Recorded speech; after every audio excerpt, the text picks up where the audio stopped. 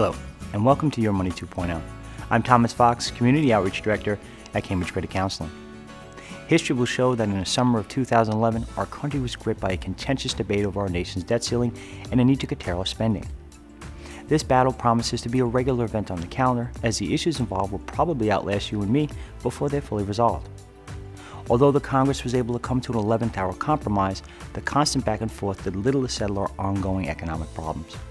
Among the challenges we continue to face are slowing rate of manufacturing growth, weak consumer spending, persistent long-term unemployment, and a continued deterioration of the housing market.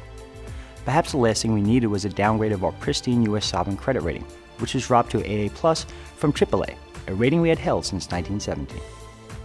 Investors understand that the U.S. will not default on its obligations. However, the bickering between elected officials indicated something many of us in the personal finance world have known for some time. You cannot spend your way out of debt.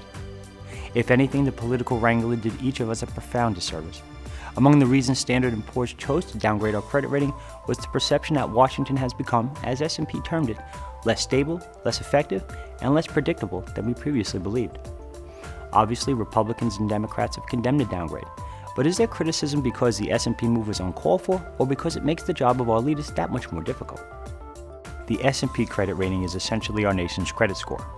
Similar to an individual's FICO score, this rating is reviewed to determine a nation's creditworthiness or capacity to repay its obligations. No matter where you fall on the political spectrum, there's no denying that we have a spending problem in America. Almost 40 cents out of every dollar we spend is borrowed. For this reason alone, a drop in our credit rating seems justified. Now, the debt ceiling debates did bear some fruit, and the measures enacted will help to decrease our growing deficit.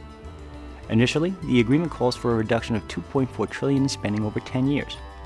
The current plan has identified $917 billion in savings, and another $1.5 trillion will be identified by the Congressional Joint Select Committee on Deficit Reduction, the super Congress that's been discussed in the media. Unfortunately, these measures do not meet the criteria established by Standard & Poor's that would help us avoid a downgrade. S&P advised Washington that lawmakers would have to identify at least $4 trillion in cuts and revenue increases over the next decade.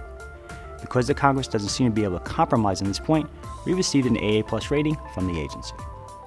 On a personal level, I'm no fan of Standard & Poor's, since they and the other rating agencies didn't hesitate to give mortgage-backed securities AAA ratings, a factor that contributed to the economic collapse of 2007 and 2008. Yet some financial experts say the downgrade doesn't necessarily spell economic doom. After all, both Japan and Canada emerged stronger about a year after being downgraded. Then again, Standard & Poor's is not known for its accuracy. The mortgage fiasco aside, S&P has been slow to downgrade the ratings of countries that were in far greater peril than our own. It took S&P almost 3 years to downgrade Ireland, long after the world knew of the nation's financial problems. S&P was also slow to react to Spain, Iceland, and Greece, which we've heard a lot about in the last few months. The point is that this is not the end of the world. However, perception is reality. Although the U.S. represents no real risk of defaulting on its debt, the downgrade may have a psychological toll on Americans, on investors, and on lenders, causing a slowdown in our already anemic recovery.